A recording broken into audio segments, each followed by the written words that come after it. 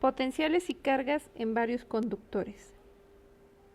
Hemos ya trabajado con la relación entre las cargas y el potencial de cierto número de conductores. En particular, trabajamos con la configuración de un condensador que es dos conductores.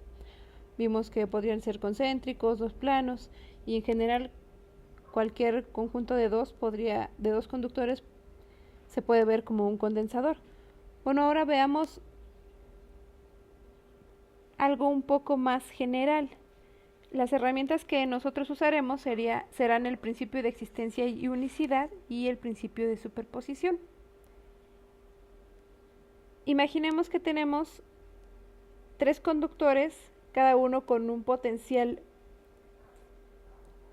Φ1, por ejemplo el potencial 1 asociado al conductor 1, el potencial Φ2 está asociado al potencial 2 y así sucesivamente para cada una de nuestras configuraciones. Estos estarán dentro de una capa conductora, la cual tendrá un potencial igual a 0 en cada uno de los casos. Es fácil deducir entonces que, como nosotros sabemos, el campo eléctrico dentro de un conductor es igual a 0. Por lo tanto, el campo eléctrico en la superficie interna de la capa conductora será igual a la suma de la carga 1, carga 2, carga 3, que producen, por cierto, este potencial, pero con un signo negativo para que así el campo eléctrico dentro sea igual a 0. Si nosotros imaginamos que podemos poner cada uno de distintas combinaciones, por ejemplo, el potencial 1 lo podemos poner a tierra, es decir, unir con un alambre que vamos a tomar como muy delgado, suficientemente delgado como para que no contribuya en nuestros cálculos, pero sí nos lleve al mismo potencial que la capa externa, el potencial del conductor 2, análogamente para el conductor 3, y bueno, en este caso lo hacemos para el conductor 1, el conductor 3 y las combinaciones. En esta parte, en el inciso D, no se une ninguno de los conductores a la capa externa, a la capa en general. En esta configuración entonces nosotros podemos ver que, dado el principio de existencia y unicidad, el campo eléctrico aquí existe y es único, y solo va a depender del único potencial que no es 0, que es el del conductor 1, es decir, de Φ1. Y por tanto podemos concluir, bueno, aquí ya lo había puesto, pero podemos concluir de ahí que nuestra carga Q1 es la asociada a este potencial Φ1, y así para cada uno de los conductores. Todo nuestro sistema depende entonces de la carga Q1, que provoca el potencial 1 y el campo eléctrico en general. Y incluso, como en esta configuración, la carga Q1, si yo la duplico, por ejemplo, obtengo un campo eléctrico del doble y duplicaría también las cargas asociadas a estos conductores. Puedo entonces describir este estado, que llamaré 1, donde cada uno de los potenciales restantes menos el 1 es igual a 0, y escribir cuánto vale su carga. Como pueden ver, depende del potencial 1, todo el sistema. Y aquí la capacitancia, recuerden que depende de la forma y la ubicación de cada uno de los conductores. De esta forma podríamos describir y caracterizar cada una de las cargas para nuestro estado 1. Podemos hacerlo análogo para cada uno de estos estados. Así, de forma análoga, podemos tener que si los potenciales 1 y 3 son los que están puestos a tierra, entonces las cargas 1, 2 y 3 respectivamente dependen solo del potencial 2, igual que de la configuración y la forma de nuestros conductores. Y análogamente para el caso 3, donde el potencial no nulo es el potencial 3. Ahora, otra Otra forma posible de analizar es la superposición de todos los estados, que nos da la configuración D. Aquí cambiaría algo las cosas. El campo eléctrico en cualquier punto sería la suma vectorial de los campos eléctricos de cada una de las configuraciones,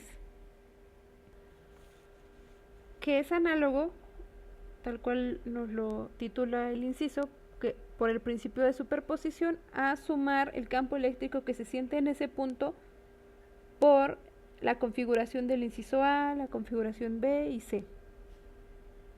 La carga entonces de uno de los conductores sería la suma de todas las cargas en los incisos anteriores, en los tres casos. Y aquí nuestros potenciales no necesariamente son cero, es la forma más general. Así, por el principio de superposición, si nosotros queremos conocer la carga Q1, Q2 y Q3 asociada a estos conductores en la superposición, basta con que sumemos. Así obtendríamos entonces cada una de nuestras cargas como la suma de los casos anteriores. Vemos que aquí, dados nuestros potenciales respectivos, la única incertidumbre o variable que tenemos son estas capacitancias. Son 9 valores que, una vez caracterizado el sistema, son constantes que podemos determinar fácilmente.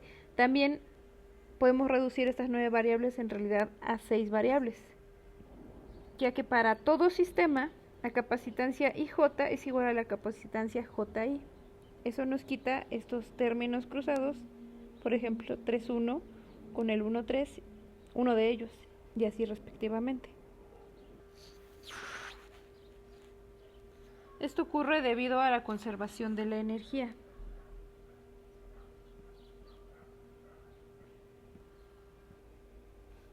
A estos valores se les conoce como coeficiente de capacitancia. Si nosotros resolvemos este sistema de ecuaciones para ahora poder escribir los potenciales en términos de las cargas, tendríamos lo siguiente. Tendríamos entonces este sistema, caracterizando cada uno de los potenciales, donde a estos índices se les conoce como coeficiente de potencial, que depende del coeficiente de la capacitancia y viceversa.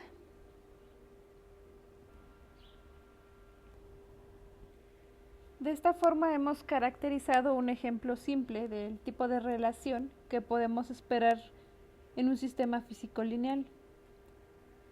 Esto se puede presentar en el estudio de estructuras metálicas, relacionando cargas y esfuerzos, o en circuitos, relacionando tensiones y corrientes, pero eso lo veremos después. Resolvamos un ejemplo. El ejercicio es el siguiente. Tenemos dos placas paralelas dentro de una caja que está a un potencial igual a 0. Las placas son metálicas. Cada una tiene área A y las etiquetaremos como placa 1 y placa 2. Las distancias que hay entre la caja y la placa 1 es R, entre las placas es S y entre la placa 2 y la caja es T.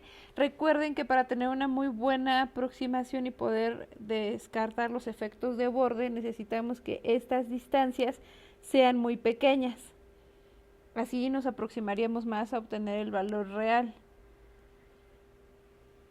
El ejercicio nos pide que calculemos los coeficientes de capacitancia y que mostremos que efectivamente C12 es igual a C21.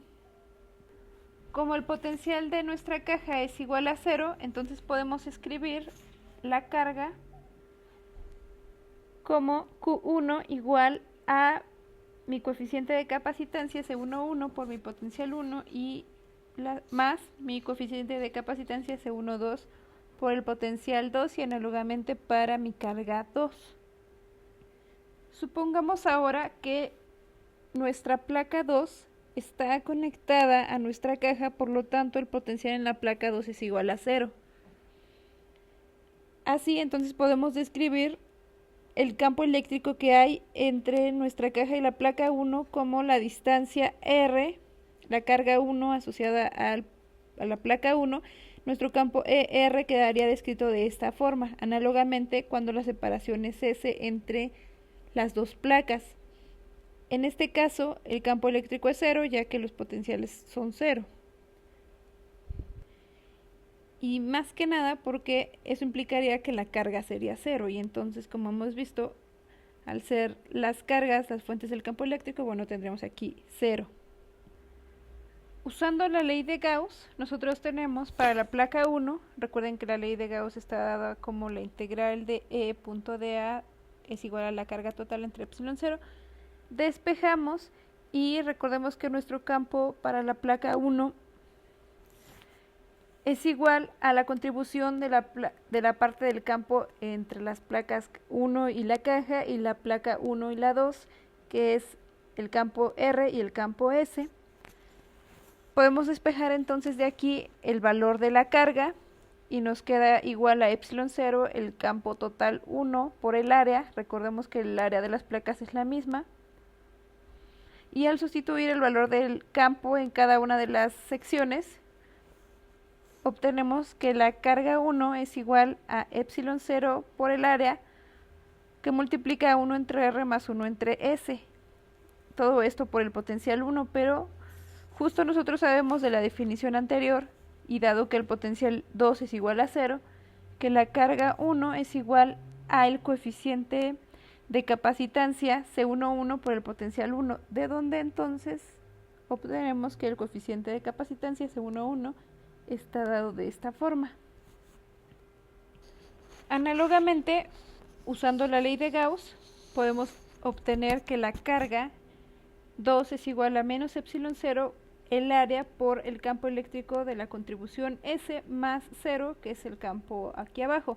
Este signo negativo viene de la dirección del campo eléctrico, aquí está entrando, entonces por eso es signo negativo. Antes salía, tenía el signo positivo o iba en dirección correcta a los ejes, digamos. Al despejar nuestra carga Q2 y sustituir el valor del campo eléctrico, obtenemos esta relación de donde nuevamente podemos despejar nuestro coeficiente de capacitancia 1, 2, obteniendo este resultado. Para obtener los otros dos coeficientes tendríamos que hacer algo análogo, ahora haciendo que nuestro potencial 1 sea igual a 0 y nuestro potencial 2 sea distinto de 0. Tendríamos entonces ahora este sistema. El campo eléctrico entre la caja y la placa 1 es 0 porque están unidos, está puesto a tierra el potencial 1, por lo tanto es igual a 0. Y el campo eléctrico entre la placa 2 y la caja es igual a el potencial 1 sobre T. Aquí es el potencial, aquí es potencial 2, lo cambio. Listo, ahora sí está bien nuestro diagrama y haríamos lo análogo. Así, haciendo lo análogo y usando la ley de Gauss, podemos despejar lo que vale Q1.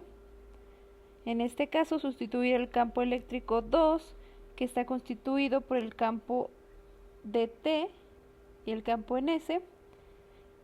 Sustituimos, despejamos y podemos observar que aquí el coeficiente de capacitancia C22 está dado por una relación más o menos análoga donde ya no hay dependencia con R porque C es 0, sino con T. Y para la carga 2, aquí el campo eléctrico que es 0 es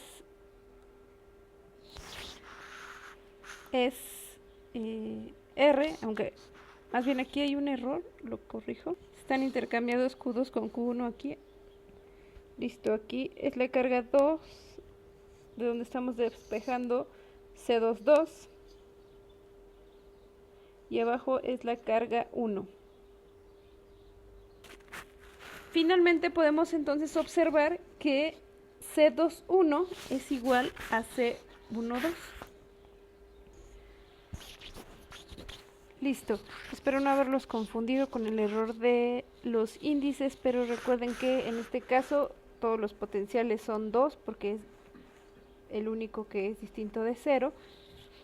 Y bueno, en las ecuaciones iniciales podemos ver que si el potencial 2 es el que es distinto de 0, entonces C22 corresponde con Q2 y C21 es el que se salva con Q1. Entonces, bueno, hasta aquí dejaríamos esta clase.